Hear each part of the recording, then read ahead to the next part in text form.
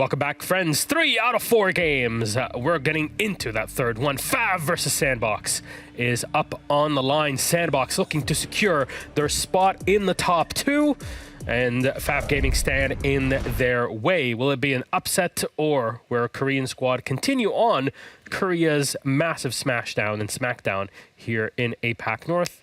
We'll have to see. Let's bring it on back. I'm the desk. You are the desk. I am the desk. Become one with the desk. Become one with the... I genuinely, I never thought I'd say this, but I really missed you guys. You two specifically. I wish I could say the same, but... You're so positive all the time. I mean, I had Des and I had Ace. I was positive, actually. What do you mean and you had Des? They were and like Ace? the best people I've ever worked with in my entire life. Oh, on the desk as host. I was so confused. What do you mean? I've been sitting right next to you the entire time. Des is going to pay me a lot of money to say that. He told me that. That's a sponsorship you're banking on. Yeah. And you know what? Sandbox are banking on a win today, Fabian. What do you think? They are banking on a win, and honestly, you had the question, will they keep on mauling? Yeah, they most likely will. FAV have not been having a good time. Sandbox, however, they have been, and they just keep on doing really well. I mean, they're just picking up Arukasa coming in here into the roster from, well, all T1 right now. Spear, well, you look at the statistics there, you see he's top of EPS, top of KD, he's top of the cost as well, and he just keeps on plowing through. Combine that with Good Boy also coming in, also having absurdly high stats. They have reinvigorated the roster with fragging ability that they never had. Combine that with the old guard of players, which has given them the strategical depth. And honestly, to me, Sandbox is probably the number 2 team in this region, and I'd be surprised if FAV can do anything about that. The thing is, right, Sandbox is looking at this game specifically now. With Reject leaving points behind, they have a 2-point gap. They can make that a 5-point gap with 2 more games to play.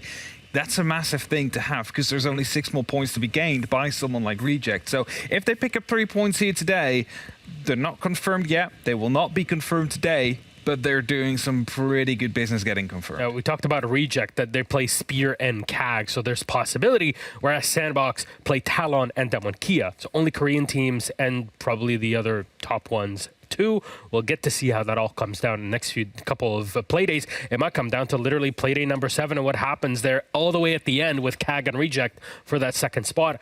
Who knows? It really is all up in the air, but FAV have a lot of work to do today, and I'm wondering, what is the saving grace? Oh, that's a tough question. Well, yeah, I'm here to ask those questions. There's no major spot on the line for them. They're out. They were out at the start of the day. They'll not be able to play for that. I think that everything FAV will have to focus on is getting as many points as they possibly can to stay outside of a relegation battle or be competitive to avoid it during stage 3. After that, or whilst doing so, you try and improve as much as you possibly can, so you really set your focus onto stage 3. See if you can bounce back. See if you can potentially end up in the top 4. And I know the top 4 no longer gives you a spot to the playoffs. It's only the top 2 that go right through the major. But it feels better to be top 4 than bottom 2. Their first win, they're looking for it, man. Well, it's hard to see if they will get it today. I'm very doubtful about it. One thing that's important to notice today as well is that K-Racer is again playing instead of, I think it's Shin. It is Shin. It's important to notice that, so I don't know if that's a permanent player change that they have with their sub, or if it's just temporarily. But it didn't look that great against KAG. We'll see if it looks any better today. Yep, and of course, teams that they know very well, KAG on the other side, so maybe today will be a different story. Our map for the series, which one will it be? 9-map pool, 8 are out, 1 is left. It's and plain. who will have the final sit? No, it's not. It's Theme Park, taken away by Sandbox. That'll leave us with Chalet. We'll get to see the map again today. Sandbox start off on the defense. FAV have opted for the attack. We've seen attacking side Chalet forever. We sound like a broken record, so what's the dealio here? It's going to be 7-3 for Sandbox. FAV starting attack. They're going to get 3 attack rounds. It's going to be a complete copy of the Damwon Kia game, except that FAV might not win the 3 first in a row. And I wouldn't be surprised if they win even less. I was just going to say it's the 5th map they play this stage. They've played 4 other maps, FAV. Haven't been like this is the first time we'll see them in Chalet during this stage. But yeah, overall, Sandbox seems to be the better team. So I think they'll take it regardless. That's pretty straightforward. Yes. For this one. So Sandbox are eyeing that spot. You know, any bans that we could see. We saw a glass ban from Damwon Kia earlier. Maybe that'll come through again. I'm really digging deep here. Glass is the ban that you use kind of a lot for when they attack basement, just because, well, the bomb sites on this map is kind of preferential from the defenders. Obviously, it's an attacker favorite map, so you pick what you feel more comfortable on rather than which one is the best bomb sites, because there are not really any. So glass is just like, do you like to play basement? You ban glass. I don't think the bans will do much of a difference. All right, let's see if Sandbox can take it or FAV. Will they upset? Will be not just an upset, but the first win in Stage 2. We'll toss it to our casters. Sam and Fresh, enjoy. Well, thank you very much, Milos. Yes, it is me, and it is that Fresh. Hello. Hi. I've been patiently waiting for M. So M it's that hot where M is. We didn't know if M's camera was going to stay on. Yeah. I would say the mount, but it's not a mount, is it? It's not a mount. No, on my home setup, professionally, my webcam is blue tacked to the top of my monitor. Are we on Chalet? I thought we were on theme. Milos actually got us there because he said theme will be banned away like that, and I was like, oh yes, we're playing. Oh no, we're playing Chalet. I can't believe he's done us like that. He disappears for a week, and then he comes back, and he's got these new little gags and goofs to make us panic. Why's mean Milos now? Why is Milos mean? But we are most definitely on Chalet. Obviously, this will be the second Chalet of the day for us, so we'll be quite happy with that, having seen it once already, like we saw Damwon Kia dispatching of reject on it. However, the difference automatically or straight away is that Nomad has been banned instead of Glaz by the defenders. Nomad's quite a smart ban on this map, because if you think particularly those double window players for a lot of the attacks where you want to get control of master bedroom, in I'd say at least 3 of the attacks you're potentially looking at putting a defender on the double window. You use Nomad to cover off the trench run out, the main door run out, and the trophy window run out. Nomad's no longer on the board. That enables so much more aggression from the defenders. Well, we've obviously had a very recent experience, you and I here, on this map, and Azami was something in the hands of Yas that was causing some problems in the latter half, but not quite in the opener. It was a consistency, and that's not going to be a consistency that FAV want to keep playing with. Valkyrie gone as well, fair enough. You want to limit the information that is on internal Chalet. It becomes very chaotic, especially for the many places that you can hide the drones and get them dug in onto plants, but at the same time, it's that sort of quick, fast-moving game where you can isolate a single player, they'll probably be taken out in the next 20 seconds. I love more and more these team background cards now. Now that there's more and more teams involved in them, I just think it looks so good, just a unified team behind them. FAV obviously rocking their cards, and Sandbox rocking their cards. Obviously you can buy them in Ubisoft Store, #ad, all that sort of stuff. Go and buy the team skins. It does support the team significantly. Anyway, I don't know if you have to say #ad. I don't know if I have to say when it's on a broadcast. Yeah. For it. Yeah. Okay, not #ad, whatever. Anyway, we're going to have Sandbox Gaming. They're going to go down to Wine Cellar and Snowmobile. And the first thing to note on this is that they've made a rotate towards the trench door. Now, this is not usually seen, even at a pro level of play. They're going to play a shield, and they're going to try and dug up in there. They've got 1 ADS currently protecting that shield. You would assume that also they potentially will try and protect the hatch above, as our lovely observer. I don't know who is observing for us today. It's easy. As our lovely observer Easy does show us that, but curiously this is a completely different setup to what you would normally see even in the defaults of pro play, so we'll have to see how long that shield stays alive and how FAV deal with it. Well, how they deal with it is going to be the steady on throughout this. Some play of MV Taylor around Trophy, sort of hoping that some pressure comes towards the side of the stairs, but Typon on the Monty actually has potentially different ideas. He was eyeing up the double window, eyeing up the pressure that they can apply around on the backside. They're not going to be caught by surprise. The pressure starts to come through onto Snowmo. It's going to be the catch of the claw. That should get... No, just played off. Poor timing. Well, actually, no, it was pretty good timing from both, but it was better from the Thatcher. Yeah, number 2, he's going to take the first kill onto MV Taylor. That's going to be a grenade kill. I can't quite see where the silhouette of the body is. We're just having a little look for it.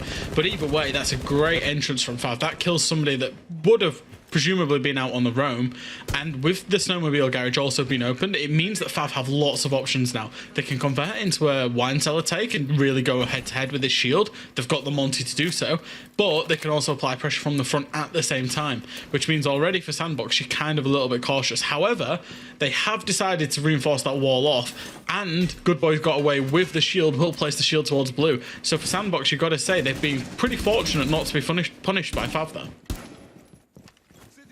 Now, some steady, quick change of hands here as the Wamai is going to do everything to try and lock down the discs on the opposite side. They're trying to find one more loose Sandbox thread here. FAV have been kind of cautious outside the building as of this point, but now that pressure starts to come in town over the top of West Main, where we already saw Wamai getting a little bit stepped up. Shile, talking of, is stepped up and ready to go for a bit of a swing if anybody tries to take a little bit more pressure on the opposite side of the map. But it seems like once that first breach was done, it's full steam ahead towards here. The Westmen take Tim's favorite.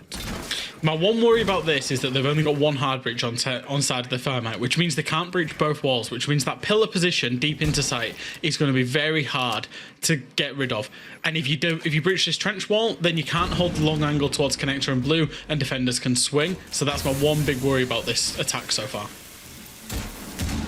Control of the hatch, a very important part of this, and that's what's currently in the favor of number 2, but he has the idea that somebody's trying to fight him off of it, and as long as they can keep him distracted, he can't keep it entirely watched. Typon suffering massively, and I assume the smoke on the far side is forced back out, has to go for the rotate, and Ramu finds Shile in the meantime. That is that important kill over the top. That gets them that security of the hatch. That gets the Monty the ability to drive in. Good Boys doing everything either side, but finally they're able to lock out one, and the shield goes down, and the door are blue as well. They've got to swing in behind it. Suddenly it's just Static left, but Static's on the hatch and gets the hatch cold. 10 seconds. They've got to recollect the diffuser. He's playing this to the best of his ability. He pulls himself back round. He's going to go for the rotate and see if he can strike elsewhere. The plant is coming through. It's a 2 versus 1. He won't be able to get there in time, but they had some awareness of where he was coming from. Post-plant FAV just scramble it round the rotate. He doesn't know, or does he? As they stop, just stacked up on the door, but Shin was a little bit looser, and FAV locked the round. FAV played that numbers advantage very well, and it comes down to that nade kill right all the way back in the very first minute of the round. Getting that nade kill in the 5v4 and then being able to use the Monty. They did only have one breach, and it was very close for a second because they couldn't hold the long angle and the swing from connector and blue, but in the end they simply had the answer of just throwing numbers at that problem, managed to trade it back out, and then that's what you get, a 2v1 onto the site, diffuser down, round win. That was a good round from FAV. It's one of those things where I want to see how it progresses. I know it's always that question of, yeah, you want to see how the rounds come together, but last time we were on Chalet, the opening 3 rounds were very well put together by Reject, and then from that point, and then started to suffer a little bit more. Sandbox are a team that can wake up. They had some bite backs through, and obviously the pressure on the actual trying to get the plant down was almost that big momentary break, where they seemingly stumbled and had to try and scrabble it back around to a bit of a clutch there. That's the pressures I currently see on this FAV gaming team, is the pace was close when they were dictating it. They've got to make sure that they can try and step up a little bit more. Yeah, you would expect Sandbox to, I suppose, on the balance of things, win more opening engagements than they lose as well. So that's where, when FAV do get them, they need to make sure that those rounds are converted into round wins. Sandbox are going to move away. They're going to go on to Bar Gaming, and they're going to be playing the only one shield setup actually on their composition. Alibi is using impacts instead of a shield, which usually you will see 2. You'll see a shield top blue and a shield mezzanine. So I suppose that's a perhaps mishap on the side of Good Boy to be bringing along those impacts. Pressure over the side of Trophy. They're going to see if they can try and root out the vertical control, which is very important for the take onto this site. Again, I'd describe it as slow and steady and cautious on their previous swing round, and they're making sure that they keep that going. The Alibis are going to stop any immediate swing, but there is still a pretty standard hold here. The player on the pillar behind the fireplace side, and then obviously the swing around onto the top of blue stairs is where you have to try and pinch them out first of all, as they do with the split pressure here from the window itself. Yeah, they're aiming to just try and get themselves into library and not take too much map control. The Hibana pellets are going to try and breach that single wall to Mez, just where Good Boy is playing in the end. There will be a lot of utility dump into him. That's 3 flashes and a grenade, and it's going to be Shin that walks in on him. Good Boy sees him, does end up getting taken out by number 2's grenade. So that's really good from FAV. They've taken the map control and they've taken it pretty quickly, even if they have lost a life doing so. They tried to get super aggressive in the swing round on the backside as well. There you can see they lost one and wanted to try and step back down onto Static, who just hightailed it out of there, right down the stairs. But at this point, they know the main focus is on the vertical, is on the control. They've been able to rest out here. Ramu wants to try and take the bit of the angle over the top and hope someone comes for the rotate, but otherwise not to be yet revealed. Catches out the bulletproof on the far side to remove some of their eyes and ideas on who is quite playing what, where, and why. But it seems like Sandbox, they've got themselves a little bit boxed in underneath. They're not going to extend too much. They know that there's still work to do. They know that they still have to try and force their way down. And as long as they're still shepherding and clearing, it's the fight inside that goes Arakaze's way. Yeah, and that's just a push in there from number 2. However, Afro will push in and go for the plant. The library's been under control, stock player's dead. The plant can absolutely go down here, and there's nothing that Sandbox can do. They do get a kill and make it into a man advantage for Sandbox, and will potentially look to retake library as Ramu finds one from lobby, but will be traded back out. Typon trades one back out, and the diffuser's going to be tapped. So we're going to have this cat and mouse game of Static. Dupro's fake. He looks like he does get off it. He doesn't fake. And here we go. Swing comes around, tags, gets him to about 20 HP, and it looks like he's actually going to take the decision to go and push the player upstairs, who wisely moves away and drops into lobby. This cat and mouse game drops down the hatch, does get the kill. Can he get there in time? He looks like he will, and Static will clutch that out. Static, what a round. Oh, that was tight. Tighter than you would ever like it to be. Obviously pulls off the quad kill throughout the round itself, as well as constant responses. Knew that he couldn't take the fight from underneath. Knew it was being played perfectly from above. And it was the drop down there and the rotate round. It was everything that you would kind of want the player to do in that situation. But Static was just better. Yeah, I genuinely don't think the Sophia played that bad whatsoever there. And it was literally just that Static had his number and realised, dropped the hatch pre-fire in, like, sometimes you're just going to lose rounds to stuff like that. But I think for FAV, I think number 2 maybe probably went a little bit before the push. He was about 1 or 2 seconds where he was into sight window and pushing towards stock before the verticality had come in, before the stuns had come in from the Sophia through the verticality. And ultimately, if he waits another second, he goes and probably kills that stock player, and they have significant numbers on site, and that round does go differently. Well, the way it went is the way it's gone. And I guess that's Sandbox getting themselves dug in, stuck onto the second round and seeing what they can do. It was a good play to get the kid down. They saw an opportunity and were able to take it. Afro obviously killed his own way through after the first body was dropped inside the room itself, but still, that consistency, that bite back in is something that we're getting from FAV here. We're getting it across the board, and you look across the board to the side of Sandbox. Static is 6-1, and then that's pretty much it. Yeah, it's pretty awkward. It's been a bit of a clunky start for Sandbox. It's not been one that we do expect, to be honest. You know, Arakaze's picked up a couple, but the quote-unquote fraggers of this team, the Good Boys, the MB Taylors and the Shell, are all having a pretty difficult day so far. That being said, it is defending onto Chalet. And as we say, as the desk said in the pre-show, Chalet is quite an attacker-sided map, and we also saw that earlier on today in our Damwon Kia game. So, you know, we'll forgive them for a minute, and as it's like Shuttle's heard me, he's got a C4, he's got an entry kill onto number 2, and that is advantage Sandbox in this round. That was a very quick bite in there, number 2. Off the board quite early on, and the second isn't much further behind. Ramu removed as well. The Yana and the Finka, the big plays for a lot of teams on their attempt on a lead-in, are instantly removed. Any grenades off the board as well, and that really puts them in that kind of severely limited approach now. The first time we've truly seen FAV on a bit of a hefty back foot. Pressure's going to still come across the top of box. They have to secure the verticality here on this approach, and then they're probably going to try and get 2-factor underneath as well towards the dining plant. You just have to shepherd yourself a pocket of space and try and batten down the hatches and keep the cover on the player behind the chassis. It's not easy, especially when you have 2 less guns to do the job, but it's at least doable. I was about to say that's the problem, is that simply Sandbox can just throw numbers at this problem. They can retake the top floor in terms of the verticality by just throwing numbers at that problem. It actually looks like FAV are going to go for a very quick rotate and look towards actually the north side of the building, trying to take control of Stellaria and potentially push down the staircase, which, considering they've breached, is a bit of a curious decision, because they're going to have to go in, and that will be a double C4 from Arakazi, fully aware of it, and that will be the round from Arakazi. I'm not so sure on the decision to rotate there. I think it was a little bit curious after you've opened up the breach and could push through from the breach. And I think FAV were rightly punished there by Sandbox. Good play, good pressure, and good response from Sandbox. They've started to step in to the approach quite early on now. 2 early bodies were there to sort of token from it. And if it's something that I said in the first 2 rounds, was FAV were a bit steady on their approach, a bit cautious. They were weighing up the options in the control of the map before they actually tried to take it.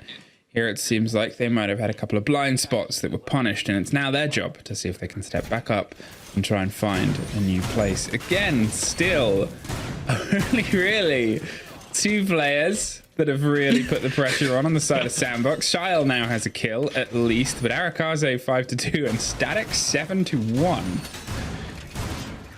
It's a bit of a lopsided scoreboard for the team that's 2 rounds up. It's not something that you want to rely on long term over the course of the game. Certainly, that's for sure.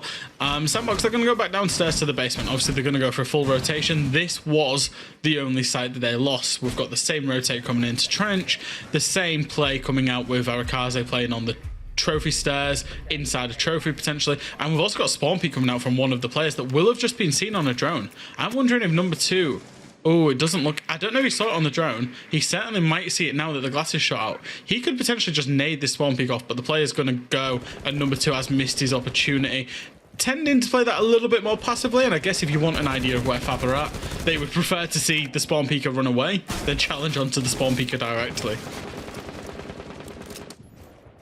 MV Taylor, once again in that power position of the Solarium stairs. It gives you a little bit more of a swing back and forth, but at the same time, it's nothing to really hold on to too much when the pressure is here, coming directly onto the site itself. There's only so much you can really do when you're that isolated, that separated, and you're the extension for Arakaze, but it's the gamble where we've seen them been plucked apart from before.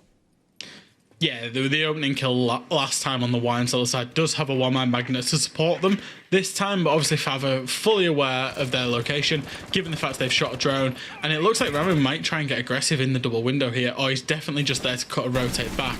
In the end, Envy Taylor has actually rotated all the way to this red hall. You can see a lot of verticality above the garage, and he will make a rotate into dining and choose to try and play a bit more directly protecting the hatch rather than on top of the trophy stairs. MV Taylor still setting himself up to be a little bit of trouble as the pressure starts to try and pop over the top. He's since removed himself from this location, but he's kind of pointed a lot of signs and arrows towards it saying, hey guys, over here, hey guys. Well, FAV have taken the bait and, like Wile E. Coyote, found themselves sort of chasing dust.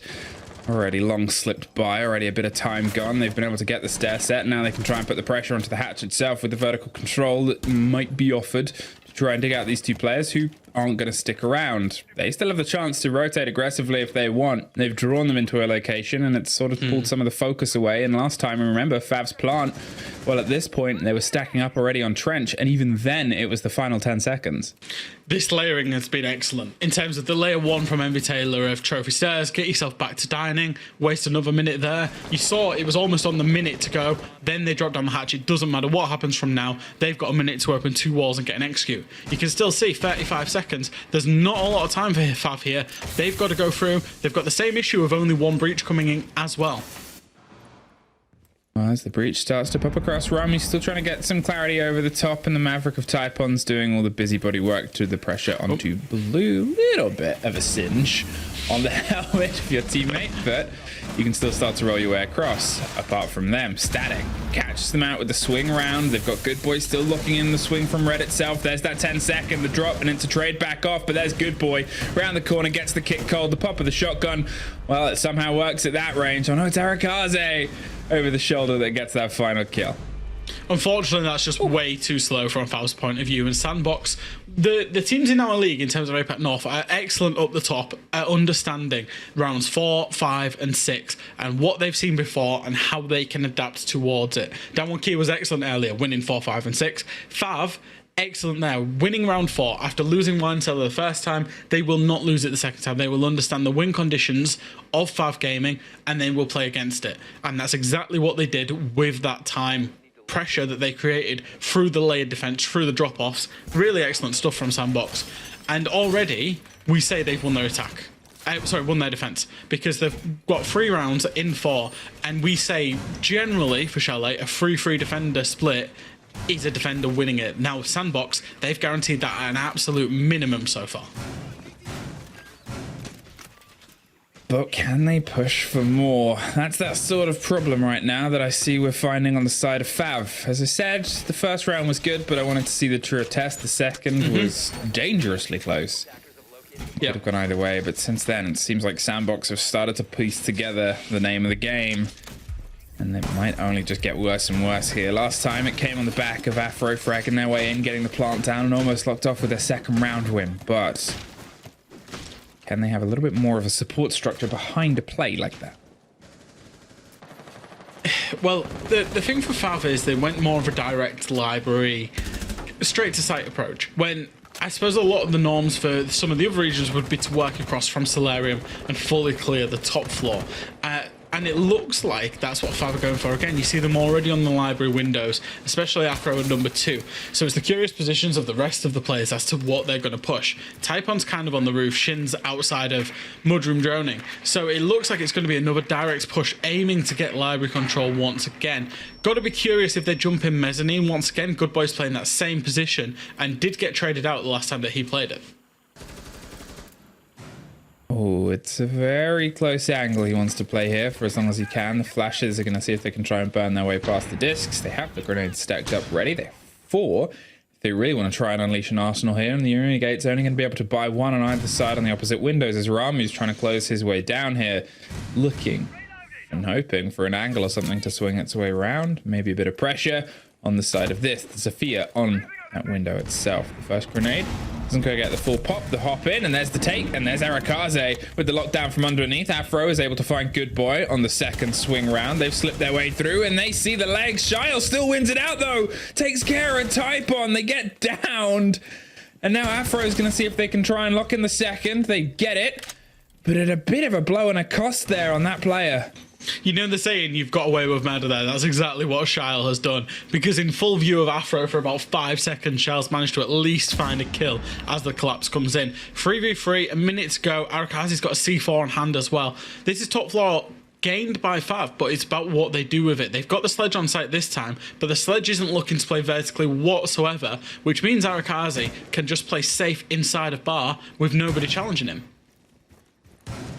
Well, the challenge is going to come sooner rather than later here, as they don't really have much of a choice. 40 seconds. They've been able to get themselves inside the vertical. They know where the pressure is, roughly. They know where the players are, roughly. But that rough information is going to start trying to become a little bit more solid in this, the final to 15 seconds. There's still a very wide bit of play here. Sandbox have a player all the way in dining, waiting for the drop round. They have themselves the support structure to stop the plant from double window itself. It's Arakaze, and well, he's going to hear that hop and finds the player dropped.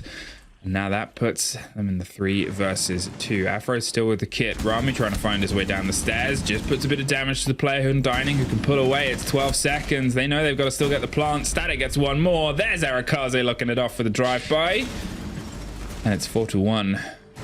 Once again, these positions that the defenders can play can be completely cleared out vertically, and it's a little bit of a pet hate of mine in terms of strategy when teams spend so long to establish vertical control and then their sledge doesn't do any vertical whatsoever. I think Shin came in and did literally 1 swing of the sledgehammer, didn't really look to try and clear out anybody from the verticals, and then went back towards site and jumped in. And it's kind of... Sandbox know that and will understand that, and you saw just how simply Arakaze and Static were able to play in these positions that normally get cleared out vertically. And that's a bit of a flaw there from FAV, I've got to say. Sandbox really good. Once again, it's Static and Arakaze with the kills. 10 for Static and 9 for Arakaze after 5 rounds. I mean, that's just It's nearly 4 kills around between them. It's one of those things where I know at round 2 and round 3 we said, well, it's not sustainable, and they said, is it? Yeah. It's insane numbers to be putting up, because usually in this capacity you'll maybe have one player putting in a performance like that at this level. Here to have 2 of them pretty much neck and neck, almost 20-4 between the pair of them, And they're not known as the round fraggers 5. of the team necessarily. Yeah. I suppose Arakaze is, but Static not so Technically, much. if you pretty much remove the first round, the round that they lost, they've pretty much been credited with every single kill on a round success, barring one if they went for team eliminations. That's an insane number for 4 rounds. I absolutely agree. Now for FAV, the half's lost in terms of your attacks. It's absolutely lost. It was lost at 3-1. It's definitely lost at 4-1. But you need to recover absolutely everything you can and go onto your defenses. So you can't falter. You can't do anything that would be quote unquote silly. I don't want to see a rush play. I don't want to see anything like that. But it looks like they're going to go for Solarium side control, aiming to clear out Solarium and Trophy, and then work the site vertically from this north side across. They need to be good with the nades, and they need to be quick into the top floor. And when they do get the top floor, they actually need to play the vertical. Otherwise, all of this time spent on drones and clearing out this area is completely wasted. Well, the time is something that at first I thought they were holding quite well, and then since then it's seemingly become a bit of a detractor. Shyle is playing himself onto the Solarium stairs. He has the extension. They have some angles above as well. With Static on the slow creep round. It's the explosion, but nobody is there to be revealed by the impact. In fact, the first impact comes across the side of main door. Bit of a wide swing there from Envy Taylor. Him and Shin both take pretty much equal amounts of damage. Envy Taylor's the one that wants to survive. They've decided against trying to clear out Charlotte, and I'm not exactly sure why. Static jumps out and gets a kill onto number 2, who's had a very poor day, it has to be said, playing the Ayana. But once again, if you're going to go for this Solarium side attack, you've got to dump the utility, you've got to clear out Charlotte on the Solarium stairs. You can't just swing in, and that's what Afro does. Does just swing in, manages to find the kill, somehow swinging in, and does get the kill onto Charlotte, but still has Static to deal with. That will be taken by Shin. So not all is lost for FAV, even if it has taken them 2 minutes so far. That's it. They had the body on the other side of Shin as well. I don't think he expected 2 people to go for the aggressive jump in there. Hoped it was just him versus the line, and other people were on windows. Went for a bit of a mad dash and didn't quite come together. Envy Taylor, he's just seeing a little bit of the side of a scrape there. Doesn't get the full lockdown, and the smoke's going to buy him a second of space, but Shin's pulled himself further back. Even more injured. Now they pretty much are equal. Their second engagement, but it's the third between the pair that finally finds a victor. Shin is able to get rid of the smoke and put them into the 4 versus 2. Good Boy has every bit of protection on that door, and a little bit of silence waiting for the E1D to pass. Spray over the top. It's either side of the door, but it's Good Boy that locks it in. Finds Afro. Finds 15 seconds left, and a second one sprayed down inside the door of the corridor. Swung onto the kitchen hatch. There's the fight back. There it is! Arakaze in the dying throes of the round. And unfortunately, this is a toxic trait that FAV have going on, which is they constantly, and have done for the past 9 months, just thrown 4v2s, 5v3s, you name it, they'll throw it, and that's exactly what they was. They offered up 1v1s to Good Boy, who took 2 of them before he got traded out, and then Arakaze, right at the end, gets 2k. Peeks one, kills one, peeks the other, kills the other. And unfortunately for FAV, they had everything they needed to walk in and plant there, and they still couldn't achieve it with the diffuser going cold in that 4v2. Oh, it's just that sort of dying throws thing once again. A 5-1. Sandbox have everything going into their favor here, leading on to what is their attacks? The preferred half for pretty much everybody on Chalet. Yeah, it's one of those things. It's kind of it's unfortunately the way Sandbox are playing. They are kind of levels ahead right now of where FAV are at. FAV are unfortunately having a really poor stage for them. You know, if you look back at the start of stage 1, we were thinking, oh, maybe FAV have got some substance about them to tack onto the top 4, and then it fell off. And that fall off has continued through stage 2. In terms of FAV, they're currently 0-0, 1 and 3. They have 1 point. This, you know, they're looking down the face at a 5th loss in a row, and they're deep inside the relegation places as well. You know, Fnatic with that win has overtaken them in the in the context of relegation. FAV on 10 points of Fnatic on 13. So I don't necessarily know what's gone wrong at FAV in the last 3 months, 4.5 months, but they really need to fix up pretty quickly because Sandbox are absolutely dispatching of them inside of this game. Well, now, can they dispatch them on the second half when they have the full control of the momentum? FAV, they've got a bit of a big challenge ahead of them and a bit of an ask. And that's just to see if they can try and stop Static and Arakaze, let alone the rest of the Sandbox players, when even they can have little pop-up moments and clutches towards the end of the round. Ramu, he's the steady one that's about to find his hands start to shake as the drones and the bodies and pressures come. Number 2 is on that split. Bit of support. Good boy with the grenade wants to try and catch them out. There's the close roll.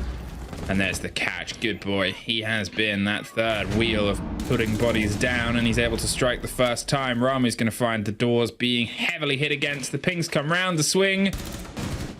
Oh, there's just a little bit of a missed moment. Ramu's able to capitalize. Good boy goes down. A bit of a break on the soft and a clever rotation there from Ramu. He's giving them a bit to think about with Afro on support. Yeah, they've really doubled down on actually clearing out the roam clear. And the smoke will come in, will enable the rotation for Ramu, but it looks like he wants to stay and fight. He wants to hold his ground. He wants to stand his ground and fight. Static's just going to hold off because actually he's in need of support. Shiles looks like he's going to be that support with Envy Taylor droning. Actually, map control has been taken, but let's not forget that the bomb site is all the way on the bottom floor. So for FAV, they've wasted a lot of time here and will be able to fall all the way back. And like we said for Sandbox when they were on this defense, just play the time aspect of it. We're into 55 seconds to go before Sandbox have even thought about going down some staircases. Well, if time's something that slows them down, it's definitely going to work into FAV's favor. They got to have a bit of pace. It is something that definitely punished a couple of these FAV approaches, and now it might be the same thing onto the side of Sandbox. They have some control of the hatch, but they still need to do the breaking and battering of the actual walls of the site itself, and that's going to finally start to come through. The weight and the measure of the approach on the plant itself, the pressure that is going to come through onto the door of blue, the swing onto pillar, almost nets one for Envy Taylor. He doesn't quite get the full sniff of the player, but he definitely gets a lungful of the smoke canister. That grenade bounces over the top. Typon, he's got a clever rotate. He's got himself a bit closer, just tucked under the breach of the Maverick. There inside though, Ramu has a different idea, finds Shile. That might have been the cover on the hatch itself. Arakaze tries to drive through, gets caught up. Static at least gets one. It's Ramu with a triple. There, the swing round, and FAV find there first. Yeah, I think unfortunately for Sandbox there, FAV defended that excellently in terms of the delay tactics. They doubled down even on the aggression, shot a lot of drones up on that top floor to the point where Sandbox had to make a value-based decision. Do we go and clear this out, or do we actually just go direct for site here and hope it works? They took the latter, and I think even just a very small thing there, the Maverick hull was very high to the point that somebody can just sit in the middle of site on that, you know, near the table on the pillar and just sit nice and close. And I think FAV did an excellent job delaying the time, and ultimately when it came down to it, those executes in the last 10 seconds are always going to go in the favor of the defenders, but for something special. And that execute, it did go in the favor of the defenders. Very much, and I guess that's the thing where we said before, Sandbox need to keep an eye on the pace. It is something that can bite twice, and to be honest, FAV played their own hand with that in the previous side, in the previous swing of things. You know, sure, there's a couple of pop-off players, but this might be the side where we actually start to see the deficit in those two being such a big driving force on the defense. And maybe it was just because that was the hand that was played against them rather than the one that they were playing into the game. Change of site. So 4-5, obviously they've won their first site and it's now onto their secondary site. Now cautiously they're going to be playing Master Bedroom and Office. Not a lot of teams play it. I think I don't recall seeing it in the Damwon Kia game. We might have seen it once or twice, but it's very seldomly played by a lot of teams. The reason being is it's just so easy to segment and slice and dice through as the attackers. You've really got to go and challenge all the entrances to site, and that's why we're seeing number 2 take up such an aggressive position here with the one line and try and hold on to basically all of the top floor. Long angle here from Envy, trying to just see if they can gifted something. I think at this point it's that sort of play that we'll sometimes see from Sandbox. As we said before, they get a little bit slowed And it's the new pace that they need to try and apply themselves. The pressure is going to come underneath Solarium stairs. They're looking to angle out and drive that player in that power position before. Here it's over the top, and it's Good Boy that suffers first but finds that success. Why not just send the man in, gets the kill, gets the pressure, and gets yourself still 2 minutes to go for the next clear. Ramu is suffering, and so is Afro. Suddenly there's all of this danger and damage done towards the site itself. Number 2, he's stacked up on the door waiting to go for a bit of a swing. The upside down repel, and I said they might have been a bit slow, but they definitely changed my tune. Yeah, they managed to just take some risks there, not fully clear out Solarium, and then they just cleared it like that. It was done, and Shin's now done in a 1v5. Has to find the ace clutch to keep his team away from match point, still with a chance of picking up all 3, and it will be Arakaze. Who else? From below with a nade, a vert nade, a depth charge, whatever you want to call it. That was a flawless round from Sandbox, and I absolutely loved that round. I mean, what is there not to? It was very abrasive. The way that they sort of said, well, this is what the power position. Oh, they've just, Good Boys just gone in and put the pressure underneath and taken the kill there. Usually you'll see teams try and juggle utility on that for a long time. The reason is they'll play the Capitao and the grenades from the top of the Solarium windows and force them down, and the trophy window player can get the kill. And no, let's just send Good Boy up the stairs. Oh, suddenly MV Taylor's now putting pressure on. Yeah. I believe bathroom window as well was where that second kill came from. It was just sharp. I honestly, I loved the take. I loved there was nobody on the rappel, there was nobody on the trophy window, so how are you going to do a Solarium take, like you say? But Good Boy had taken West Main, and Envy Taylor had sent his firebolts, asphyxiation bolts into the staircase. So there's only one way the player's going to go there, and suddenly Good Boy's just appeared in his face. Well, we may just be having a quick rehost, I believe, just to getting things sorted. We are sitting on map point at 6-2, the last being a flawless in the favor of Sandbox. So far, the record for FAV for this map is they won their first round on attack, and only that one, and then they won their first round on defense. And now they have to win every single other one to have a chance at getting to OT. Yeah, and every single other one on their defense of an attacker-sided map on Chalet. It's going to be a massive task here. It feels like a matter of when, not if, Sandbox win and pick up the full 3 points. And to that extent, I just want to talk about that, because that will more or less, and once again, I'm going to go, statistics. I know Hap will be like on the desk, well, actually, but more or less, it will be Dan1 Kia and Sandbox Gaming. I think if Sandbox pick up these full 3 points, especially should CAG lose in regulation the next map, the next match coming up after today. So Sandbox have put themselves in with an 87% chance of going to Berlin if they win this in regulation, pick up all 3 points. I mean, I think that was one of the things when you see 2 spots, there was in our minds, and a lot of people looking at APAC North, 3 teams. It was Sandbox, it was Dan1 and it was CAG as the potentials. Rejective obviously had an outstanding run this time round, but the new system means you have to have more than an outstanding run. You have to have an outstanding run, and you have to beat at least 1 if you're one of the top dogs, 2 if you're not, of knocking them out of this situation. It's not just a matter of now being able to surmount everybody else that you're expected to beat, but also the ones that you're not, the ones that are one of these top teams. You have to at least hop over one of them. They've pulled that off, and then they've quickly had the realization that's still not enough. The cream always rises to the top. That's the saying. I've just spent about a minute trying to think of that. I mean, look, it probably will be down 1 in Sandbox. I think probably, over the course of what we've seen into 5 play days, is that, these are probably the 2 best teams in the league. They're still yet to play each other, by the way. It's coming up in, maybe let me just double check. I think is it the last play day? Or is it next? The last play day, we will potentially have Sandbox DK for who will be the number 1 seed. 2 weeks' time. It's a very spicy way of getting that information. They have a habit, I swear they always have a habit of playing each other quite late on. Yeah. Somebody. Just gonna double check. It was DK CAG last last game in the stage in stage 1, but then it was DK Sandbox Playday 6. So yeah, you're right in that, Amy. Very late on in the stage, they seem to play each other all the time, which adds to the suspense and drama, I must say. It brings the drama. Brings that tension to it. So we are almost back in. We're actually going from the tag timeout into the tag timeout into a tag timeout. So FAV are now taking their tag timeout as well. Yep. So 45 seconds, but to be honest, it's probably a little bit too late. In that they've won they probably needed it, to be honest, in their attack half. Oh, about 100%. 1-3 down. I think the timing of timeouts is, it gets discussed probably a lot more than it actually matters. But I think for FAV, they went on to lose their attacks 1-5, and that's a big problem for them. I think they probably should have done it round 3, round 4, when the momentum was really with the side of Sandbox. It's gone a little bit late. They've just had a tech pause, straight into attack pause. And we will be back into the game very shortly, is what I will say.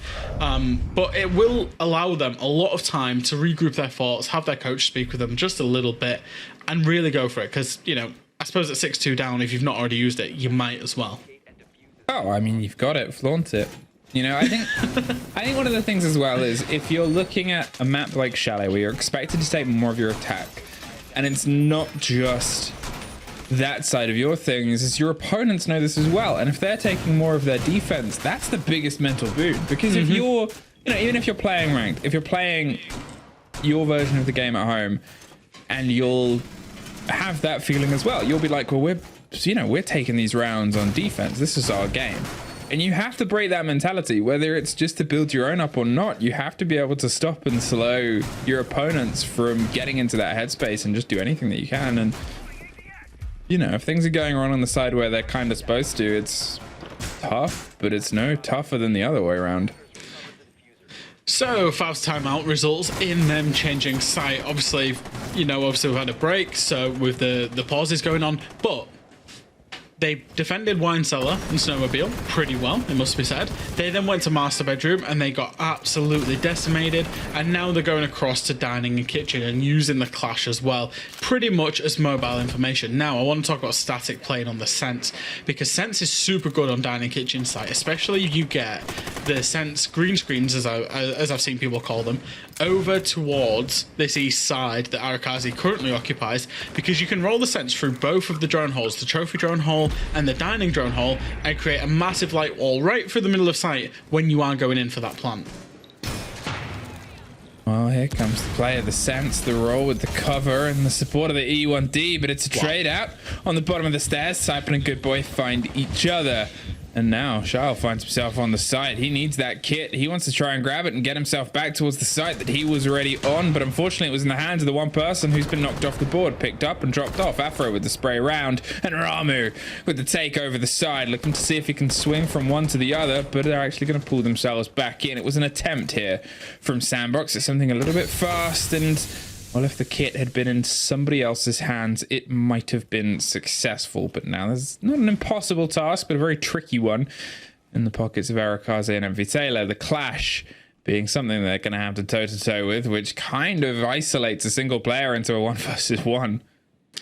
Yeah, it's kind of awkward. I think they probably didn't have a full appreciation that there was a clash underway. There is going to be a lion charge. There is going to potentially be a jump in off the back of that from Arakaze.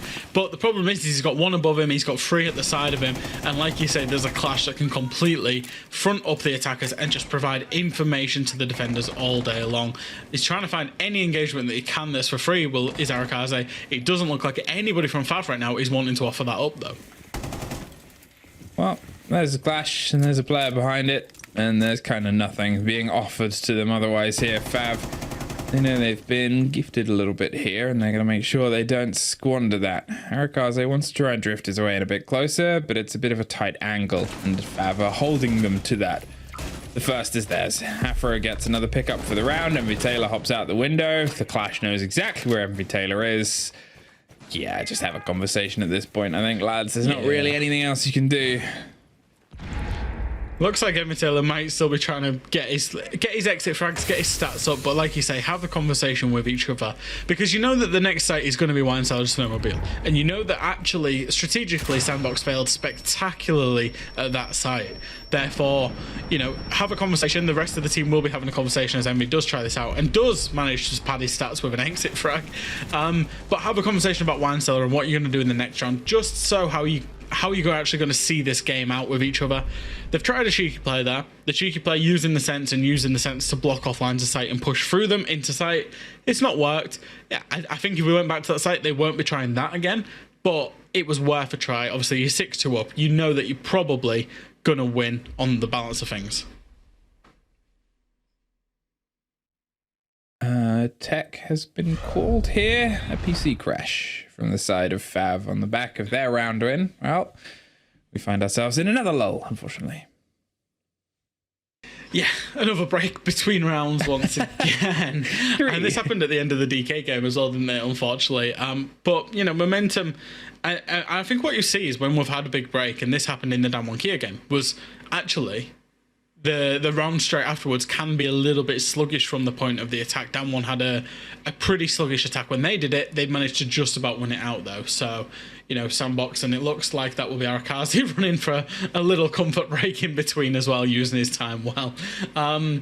Yeah, it does stop momentum, and I think for Sandbox, you would probably want that momentum to just keep on driving, because they were playing really well up until this point.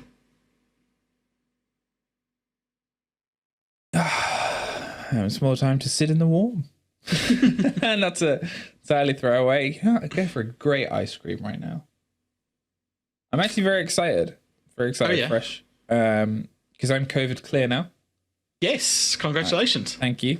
My tests I took this morning. I am COVID clear, as is Milos, obviously, as he's in the spot, which means I can leave my apartment and go and get an ice cream. Oh, you can actually go on a nice walk on a hot summer's day. Nice walk and on have a an hot ice summer's cream. day. Nice. What's your favorite ice cream? Oh, that's really tough. I asked the same question to our colleagues that are sat in listening to us. Mm-hmm. Favorite ice cream. Milosh is gonna name some little specific Lebanese ice cream shop in a corner street in like Munich. And he's gonna be like, "Yeah, oh, I've got to take you there." It's like, yeah, we don't live in a fantasy land, Milosh. Tim's gonna be like, Cornetto, psh, bosh. He's gonna have. Yeah. It might He's not a be simple Cornetto. man. He's a family man. He knows what he likes, and he likes Yep. what he knows. Yeah.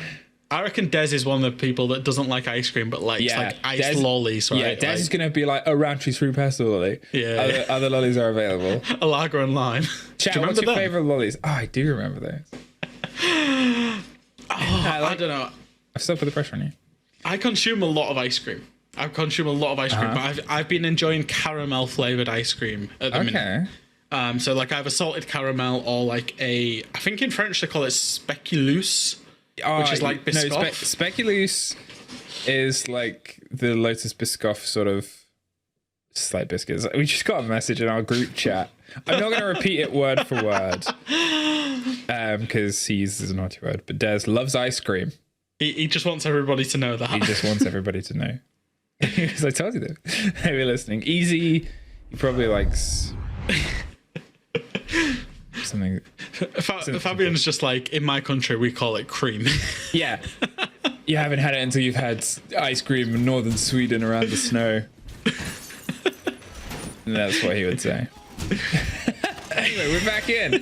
Hey, we're back in. Sorry for that second tag pause. I hope you all like ice creams. Now I see Fabian is typing. Match point 6-3 Sandbox.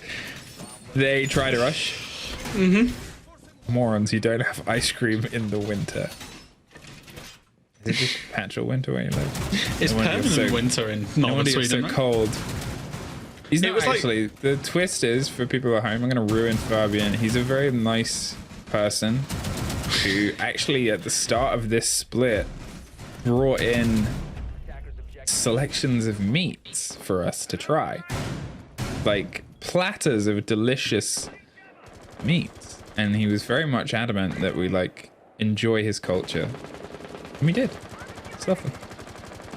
Yeah, I was missing for that, but anyway, into the round we go, because we can't just talk Maybe that's about why he did ice it. cream and meat for the rest of Yeah, we can't. the We can round. talk about this. A catch on a breach. Does it get it?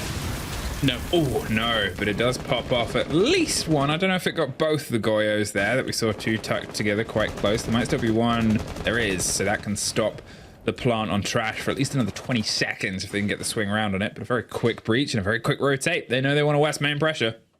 The one thing that I would bank on Sandbox doing is actually increasing the pace of this attack, because like you said last time, they were desperately slow, to be honest, in terms of clearing out this top floor. And in the end, actually, they didn't really need to do too much once they'd got that opening engagement to clear out the top floor. So you would expect them to increase that pace, maybe coming from another side. I know we're seeing one outside office here. That will be MV Taylor, but he needs to be very careful of his life, because if he dies, then it really scuppers the whole attack. And as you will see, shows some false pressure and then goes down outside trench. Ramu's going to fall off, and that's the first minute or so gone, with Sandbox not really achieving too much map control and still uncharacteristically being quite slow. Well, Ramu, he's going to catch out a drone and still try and pay some focus here on the top floor. We talked about the good time wasting that came through from the side of Sandbox's defense of just drawing attention up here and then pulling back, and it seems like he's doing exactly the same thing. We're about to hit that sort of minute 10 mark, and Ramu's still playing piano quite aggressively. They're all still generally outside as well. Shyle is, I think, the only one that's truly made his way inside the building at this point. Now FAV, they're free to just rotate. They can try and play this final minute. Ramu's going to cause a little bit more attention, but when you're in this situation and you've already done this much time wasting, at that point you can still set yourself up for the 5 versus 5, because structurally they still have to get open the walls. They still have to try and dig out the player onto blue. It's kind of an awkward one in terms of FAV, because they've defended the top floor but not the middle floor of dining, which means that, to be honest, Charles just been able to establish himself in dining above the hatch with no real contention whatsoever. But the wall being open now is in the next big block for Arakazi. For MV Taylor, not for Arakazi. They are going to have to open that wall. It sounds like it is about to be opened and is open, so there's only 20 seconds here for an execute. It's a 5 versus 5. They still have players above as well, but Shile's going to get the opener there. Ramu goes down. Afro trying his best to stop it with the swing and the plant attempt. And with 15 seconds, the canister is a very important play. The grenade over the top goes a bit too far. Typon's hoping to see if he can pop up and pop down whoever goes over the top. And there it is. One apiece. The door gets locked in as well. A handful of seconds. Good Boy's trying to cover static either side. Swings round desperate. That's C4. A very important catch out. Good Boy is doing everything he can to hold the player up, but goes down in the end swing, leaving just Shyle. He was above before they're going for the defuse. He's not going to get there in time. He's at least able to find one, but distance too great. FAV, retake. In the end, that was a little bit of indecisiveness from Charles, because he could have, realistically, could have held that from the hatch, and he went down the stairs, back towards the hatch, back down the stairs, got his kill, but couldn't obviously retake the round. And I think once again, and I will say it, is that these teams inside of this specific map are taking, as we have another pause coming in, I swear to God. I think this is a Sandbox timeout. I think. Just to regather their thoughts and have a chat with their coach. It looks like, yes, it is indeed a timeout. However, the thing that I don't like about the compositions of the attacks coming out for those basement sites, because we've seen generally the defenses have a lot of, you play it very well on the basement sites, is the fact that they're not breaching both walls on that basement. They're looking to try and breach a snowmobile garage, and as you saw there for Sandbox, they didn't push through the front. They went completely for wine cellar, so why did they go and breach it? If they thermite charged open 2 walls and they've got hatch control, it's simply an unlosable attack for the attackers. But the fact of the matter is they're having to make these awkward maverick holes that can be peeked both ways much easier for the defenders than they can peek a thermite hole. Typon doesn't play safely there if that is a thermite breach, for example. Connector is not safe if that's a thermite breach. So I think if we do end up going back down there, we were talking about 6-1, 6-2.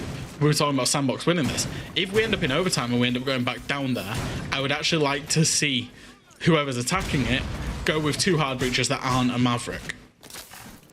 I think that's the thing as well, is there was such a long time of trying to find the players above. They didn't directly try and fight them as well. They sort of spent about 2 minutes droning and then, well, let's just go for the site itself, because they ran out of time. There wasn't any of that action. We talked about how we sort of started to see a bit of the pace. We started to see a bit of like parity, and then nothing really came on the back of it.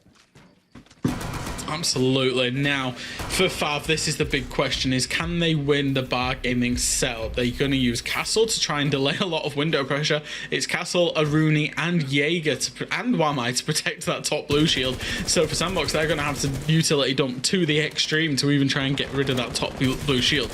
Now, the question for me is for Sandbox, will they work themselves across from Solarium, or will they go direct for Library? It looks like Arakazi is creating that false pressure on Solarium by opening the windows, and it looks like the rest of Sandbox are going to go direct for Library.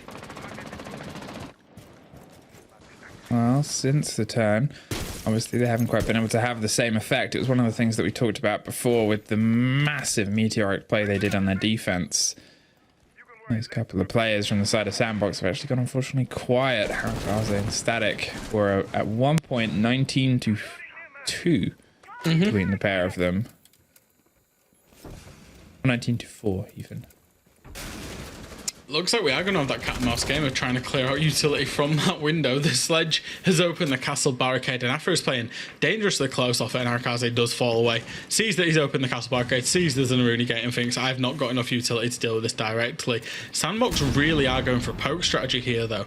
In terms of the time that they've taken to actually get inside the building, I don't think we've got a player inside the building yet, and it's been a minute 15. So once again, this is really slow from Sandbox, but the one thing Sandbox are very good at is collapsing all at the same time. Well, that's going to be the start of the pressure here. Good boy trying to roll those grenades towards Typon and finds one. Afro now is in a much trickier position to try and hold on to. So doesn't. Slips his way a little bit closer, sees a drone roll by, takes care of that, and then pops back to the shield. Ish. It's such a dangerous game he's playing on the hope that nobody goes for an aggressive hop in on the window. Sure, the site itself is the one below, but there's still a player that they need to root out, and he's in a pretty default place to be rooted out. Shin does find Static, and Good Boy finds Revenge. A quick play back in. Now Afro's even in more of a dicey situation. Sprays a little bit, does a bit of damage to Good Boy. There was no more charges on that, at least for now, so doesn't want to push the fight until he's got himself back to full health.